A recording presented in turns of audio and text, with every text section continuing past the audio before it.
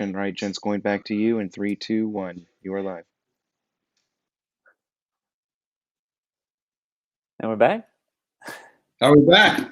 I guess we're back there. I don't know. It's the same one or not. There's a countdown on there, Chris. But Yeah, we might have to wait to the countdown. I guess we're live. You are live. That was a We're cold live? video right there. But okay. So in 1803, I like that video because it kind of, Lewis and Clark recruited the men there from Louisville, the 9 young men from Kentucky, because they were some rough bunches there, kind of thing. And that kind of is a snapshot of what the early American West and Kentucky in general was, wasn't it? Yeah. I mean, we were talking about a little bit more rougher, settlements coming in, those sort of things, or people coming into settlements. They were setting up their camp, setting up the footing to I guess establish the settlement there. We are live, right? Yeah, it's live. It says we lost a connection with the old one, so this is a brand new live. I don't know if it's going back on YouTube or not, but we will correct that and situate it. If you're watching this video, what we'll do for our YouTube channels is we'll put these two together, and when we'll re-release the video together. Right now it's going out as 2 separate videos, but we'll put it as one here shortly. So, but it's live, it can happen when it's live. Mm-hmm. There you go. You can be prepared. Do me a favor, man. Bush, don't lean your head too very close to the screen like that, because it blinds me. I can't see my notes anymore, man. Well, I'll try to refrain. I want you to stay focused. Yeah. So if you're joining us as a new live, you missed about 40 minutes or so of the history of Louisville. Make sure you go back and check that out.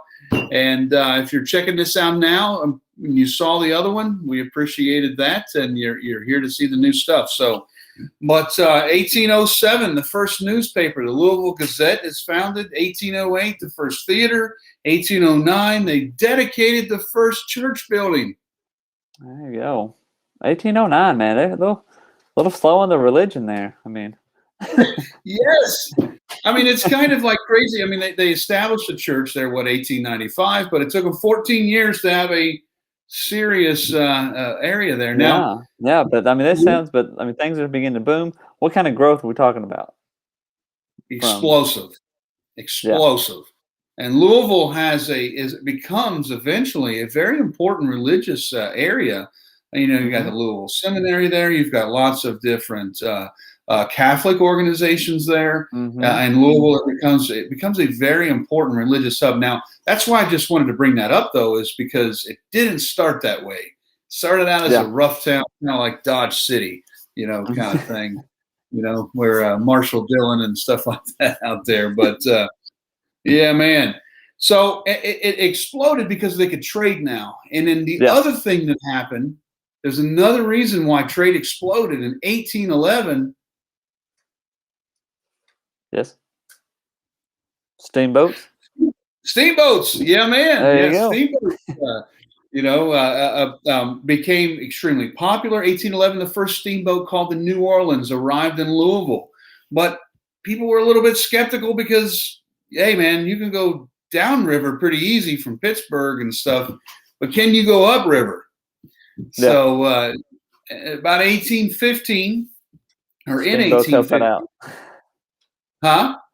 The steamboats helped that out, going upriver.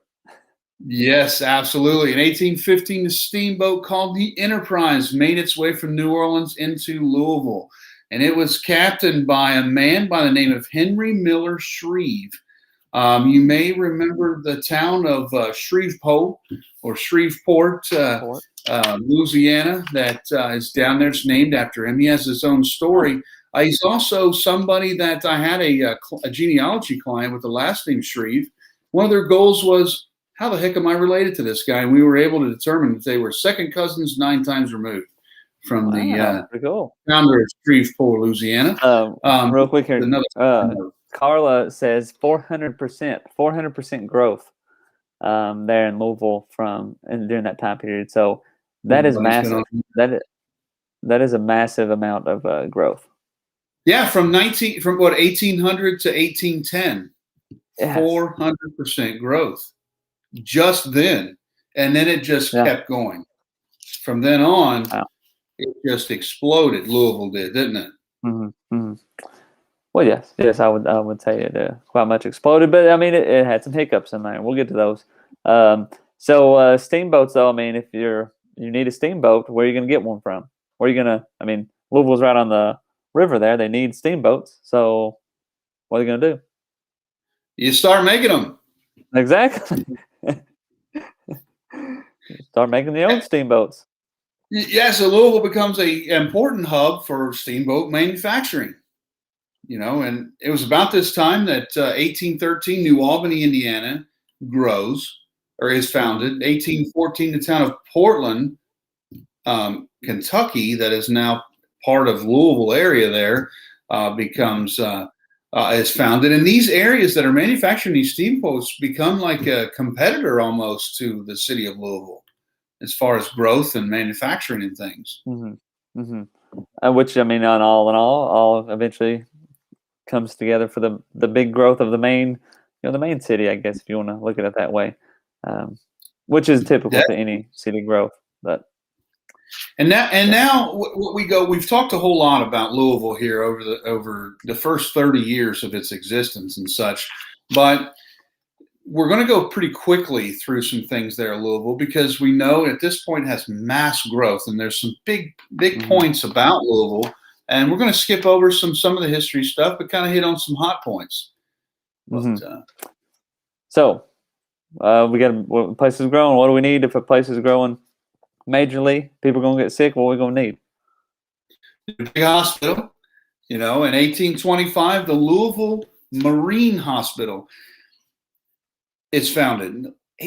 1825, the Louisville Marine Hospital. And I got to tell you, as a genealogist, I have found many a times where someone's ancestor was in the Louisville Marine Hospital.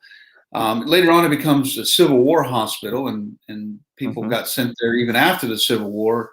Why the heck was it called Marine Hospital? Wouldn't that be the ocean? I mean, it's water, right? Does that work? Does it work that way? Absolutely. Yeah, guys working on the river. It was a hub to send people. There's a lot of pandemics, about the cholera outbreak of 1830s, and then to things like tuberculosis and stuff that broke out to send people there. But those that were living on the river, they from all over the United States. Kind of thing, and didn't necessarily have family that could take care of them, and that's where they sent them to the Louisville Marine Hospital. Yeah, and now this next thing I'm going to bring up is kind of astonishing when you think of the current day, but in 1828, the population finally passed Lexington. That's 48 years after it was established. Louisville actually became more populous than Lexington, which is pretty amazing, I got to say. Yeah. That's pretty crazy. Yeah, because we think of it today, Lexington is no comparison to the size of Louisville, kind of thing. So, yeah, finally in 1828, passed them up. Wow. And, and you just talked about Portland and Shippingport. They were then annexed or included into Louisville in 1830. The first public school system in Kentucky was 1829 and established in Louisville. We won't get on the educational system, but the city is growing quickly. Absolutely. Yeah. It's taken off. It's absolutely taken off over just a generation of people there. In 1839, moving a little forward, they had something that Louisville's kind of known for today. What happened in 1839? 1839, a horse race. Yeah. The first major horse race happened there at the Oakland Race Course. 10,000 people in attendance, and this is way before the Kentucky Derby. But 10,000 at that time would be quite a bit of people watching a horse race. Yeah, most definitely. kind of thing. Of course, they went over a mile or a couple of miles, and it went all day long, multiple races and such. But and it's at that point that Kentucky starts to develop. When you think of Kentucky, you think of horses, bourbon, and basketball. Kind of thing, in any particular order there. But it's at that point that Kentucky becomes a hub for agriculture and things in the bluegrass region, shipping their agriculture there on to Louisville to ship on that river. So, well, yeah, then everything flows down the river. You go to the Mississippi, and everything goes down south to Louisiana, up to New Orleans, and all that. It's kind of a, it's just the way it goes. A lot of commerce, I guess, is the way to say it, right? That's right. That's about what commerce. Yeah. Which is why it grew so fast. And there in 1850, President Zachary Taylor was buried in Louisville. Why was he buried in Louisville? He was born in Virginia, but his family moved to the Louisville area, so that's why. That's kind of a bummer right there, because Virginia and Ohio is known, kind of a nickname of the mother of presidents. But Zachary Taylor was born in Virginia, but he lived from his youth on there and he's a Kentuckian. Yeah. So yeah, that's why he was born. But when hero of the Mexican American. What'd you say? One of the heroes of the Mexican American War. Yeah, 12th president of the U.S. too. So we're moving into the 1850s. This is a surprising stat because we keep talking about population, but Louisville was the 10th largest city in the nation. Kentucky was the 8th in population, which is now the 26th, but we can get into that another day. But Jameson, I wanted to bring that up because you have brought that up multiple times in stories and things that we did. Here we are, just 150 years ago, and Kentucky is a major player in Kentucky politics or in U.S. federal politics. You said it's the 8th largest city in Kentucky, or 8th largest state in Kentucky. Now it's the 26th. It's not as big of a player at all in American politics, but at this time, major player, big time. Well, you got President, Zachary Taylor wasn't born in Kentucky, but he was from Kentucky. You have Henry Clay that had been major in politics as well. And was let's see, Breckinridge, was he the vice president yet? He wouldn't be yet.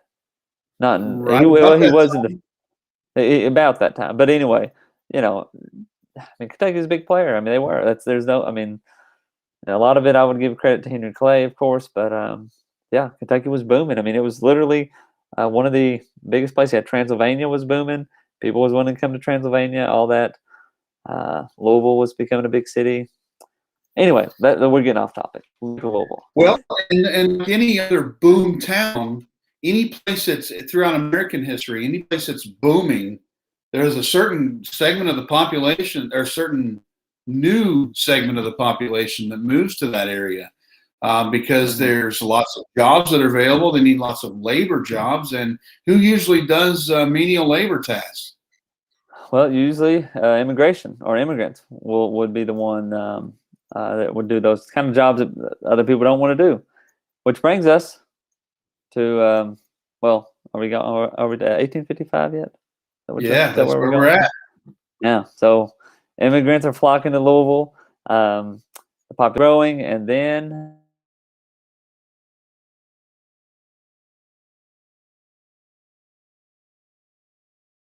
go listen to a show on that. Has it been about a month ago? 2 months ago? We froze up there, but I think you were bringing up Bloody Monday. Oh, yeah. So you didn't hear any of that. Yeah. Well, they might have. I didn't, but the folks might have heard that. But it's worth repeating. So yeah, immigrants were flocking to Louisville. The city was growing, of course. Bloody Monday happened, which we did a show on that. So if you would like to learn a little more about Bloody Monday, check that show, which was probably 2 months ago, month ago. We talked about Bloody Monday. Yeah, we did that.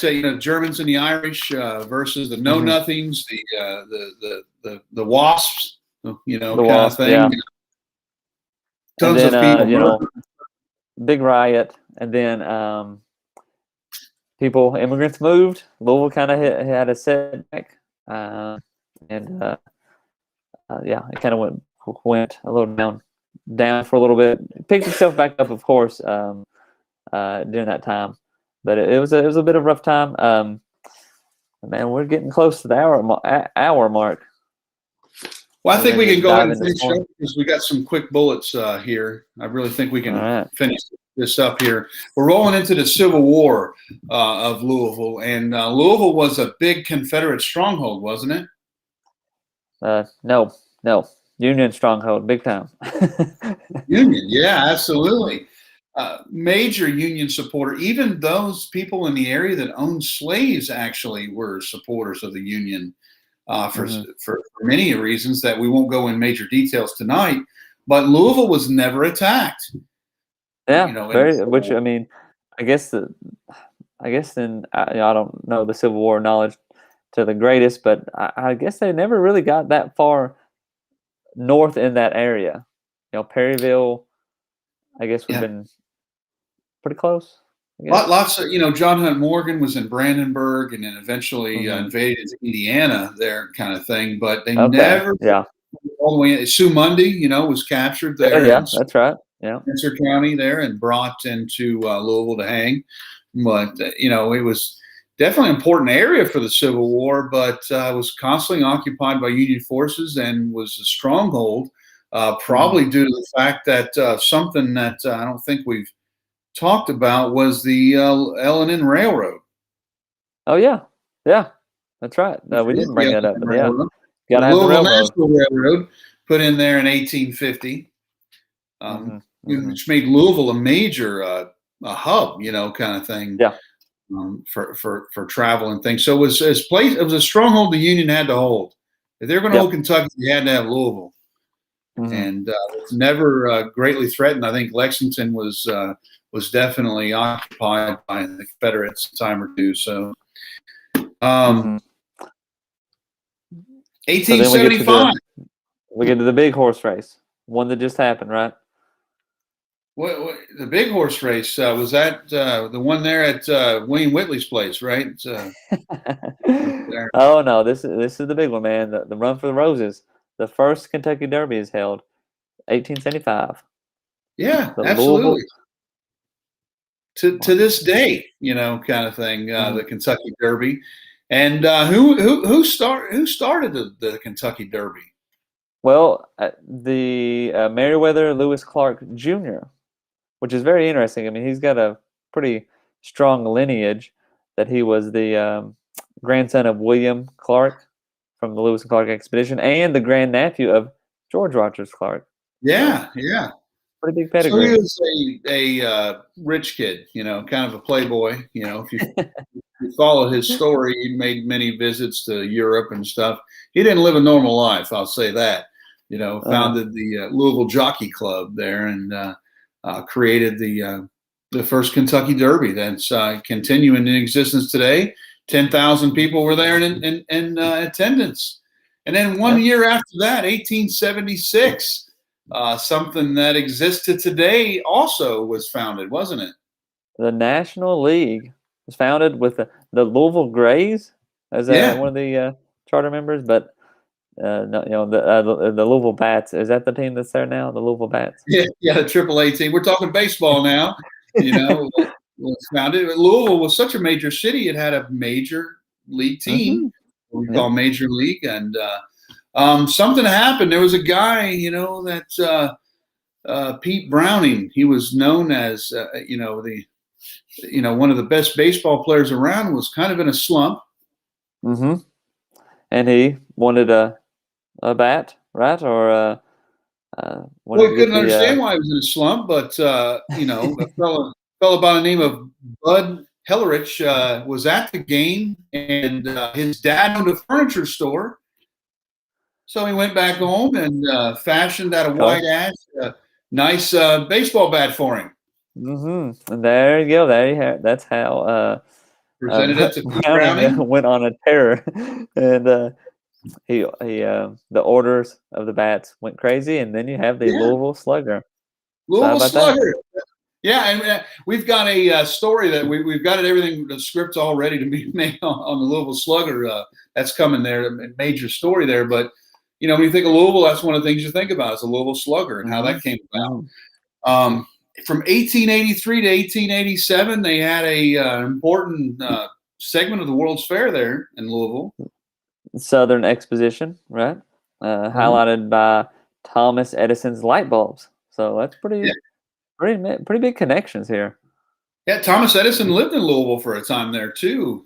So it's kind of telling you this is an important city. It was the Chicago and New York, of the time, and then in 1890, something horrific happened in Louisville, didn't it? Big old tornado comes plowing through. Big F4. So kills 74 to 120 people. So a lot. And like I'm sure things in history here, there's controversy as to how many people were killed, but it was 766 buildings were demolished by this tornado. Wow. That's a lot. And you can assume hundreds injured. If that many people died, you're gonna have hundreds of people injured. Yeah, and there was a lot of deaths in one particular location too. That's where it's became one of the most deadly spots from a natural disaster. Yeah. 55 people died when the Fall City Hall collapsed. 55 people from the building. That is a lot. Shoot. I mean, we think about hear about tornadoes and stuff, but my gosh, man, you imagine, kissing your wife goodbye, she went to work, and and her place of business fell down upon her. Yeah, that's a lot. 1893, Patty and Mildred Hill wrote a famous song. Happy birthday to you. Yeah. Your birthday was a few months ago, right? So my happy birthday? Yeah, a couple months ago. A month ago, yeah. But we did do a video about that too. So you can Google that history of the Happy Birthday song. The ladies, they wrote the Happy Birthday song. There's a whole lot more to that story there. And then in 1910, we're finally in the 1900s here, but your favorite place was established. The Waverly Hills Sanitarium opened up, which was a tuberculosis hospital, correct? And it was closed, but you can tour it now because it's haunted. It's haunted. It's a haunted place. I know on Halloween they have a lot of people love to go tour that place. It's one of the most haunted places in Kentucky. It's still there. It was vacant from the 60s on, I think, but it's a pretty popular spot for supposed hauntings of Kentucky. So then we get World War I camp. Was Taylor. Camp Taylor? Camp Taylor. Zachary Taylor, kind of thing. Just west of there, now we start getting into, Fort Knox being established and such in the area, the importance. And then 1920, one of my favorite places on earth was established. Oh, the zoo. You like going to the zoo, man? Yeah, man. My family's had a membership to the Louisville Zoo for, gosh, I don't know, 17, 18 years, maybe longer. But great place, man. Such an awesome place. My daughter was actually the volunteer of the year one year there when she was 15 years old. But awesome place. But in 1939, the height of the Great Depression, the actual zoo was closed down, and it didn't open again until I think 1969. So wow. I guess do you think they just shipped all the animals off for a while, or? Well, a lot of these zoos started off a lot smaller kind of thing, in the beginning, so it wasn't a huge establishment there. But then in 1923, your favorite thing on earth was created. I don't know about that, but the hot brown. I mean, I know a lot of people like the hot brown, but it was introduced at the Brown Hotel. I mean, I guess it's okay. It's not my favorite. You don't like a hot brown? I'd say whenever I'm at a restaurant and I don't know what to order, I can always do well with the hot brown. So those of you watching that don't know what that is, a Kentucky hot brown is, they call it an open-faced sandwich, basically 2 pieces of bread, some ham, some cheese, some special sauce, bacon. Some people put tomatoes on there, then massively covered with There you go. 8,000 calories of cheese on top of that, and baked to a nice crispy on there, and it is spectacular. So that's what a Kentucky hot brown is, but it is invented at the Brown Hotel there in Louisville.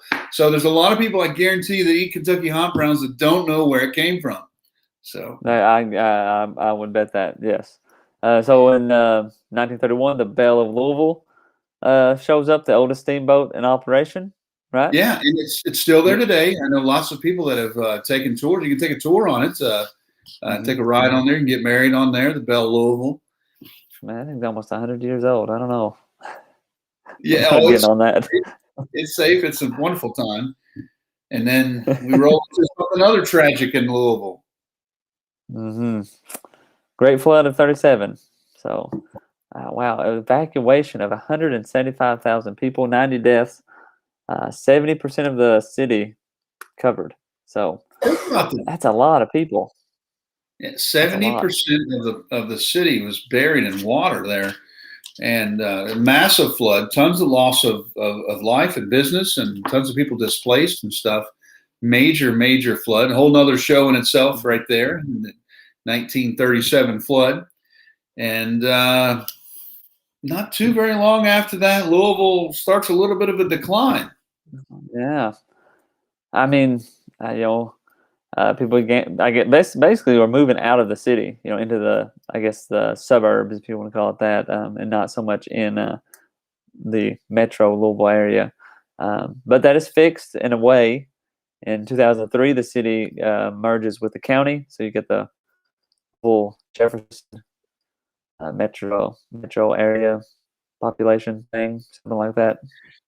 Yeah, those that don't know what that means, basically the city government and the county government merged. They have, basically the same fire departments, police departments, and every other thing share the same taxes and revenue and such. Lexington and Fayette are also that way as of, I don't know, remember when that happened, maybe right about that same time, wasn't it? Yeah. Yeah. They so, and one other thing too, like a lot of people would just think of, Louisville being the only city in Jefferson County, but you actually have a lot of other, metro areas like Jeffersontown and others, but now they're all under the same government, to say it like that. Yeah, St. Matthews,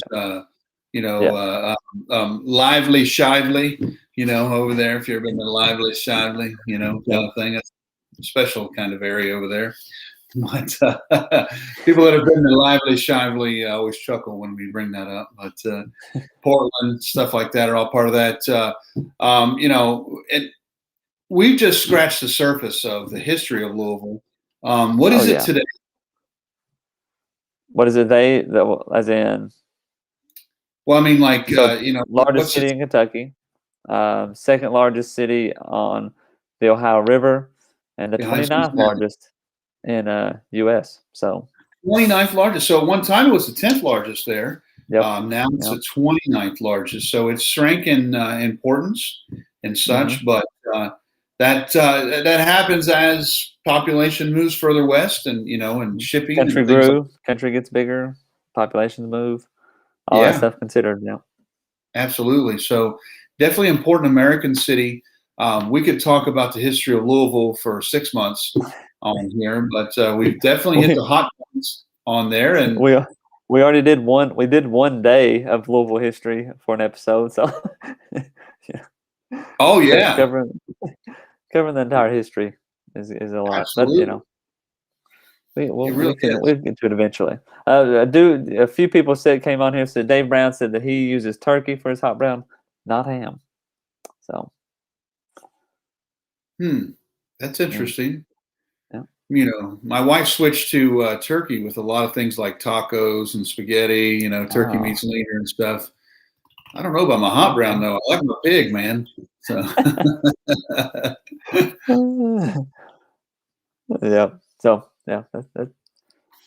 pretty good. Absolutely, definitely an important place. Is Louisville part of Kentucky, or is it part of the Midwest? It's in Kentucky, man. I claim it. Absolutely, without a shadow of a doubt. I mean, yeah, go Dirty Birds, right? So U of I M. don't know. We don't. I don't claim. No.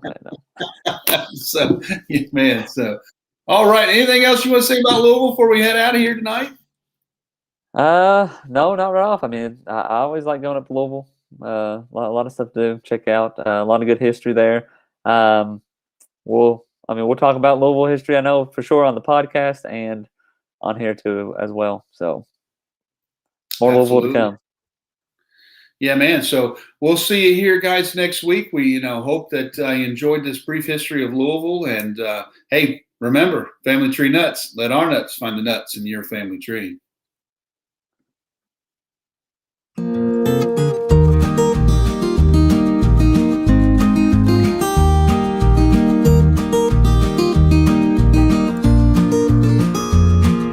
John Martin was born October 11, 1811, in Lee County, Virginia. He became a lawyer and moved to Harlan County, Kentucky. He lost his first political campaign for the State House of Representatives in 1830 to John Bates. In 1835, he married Elizabeth Lackey, and they had one son, Alexander Martin, who was also a legislator for a term. In 1841 and 1847, he won election to represent Floyd County. Martin was elected to the U.S. House of Representatives from 1845 to 1849. He ran for lieutenant governor in 1848 as the Democratic candidate, but lost to John Helm. Martin was in the state Senate from 1855 to 1859, representing Floyd, Morgan, Pike, and Johnson County. He was a delegate at the 1856 Democratic Convention in Cincinnati. He supported Lynn Boyd for president over James Buchanan. He was very outspoken for his constituents and challenged the Know Nothing Party during its rise. He died in Prestonsburg on December 23, 1862, and was buried in May Cemetery.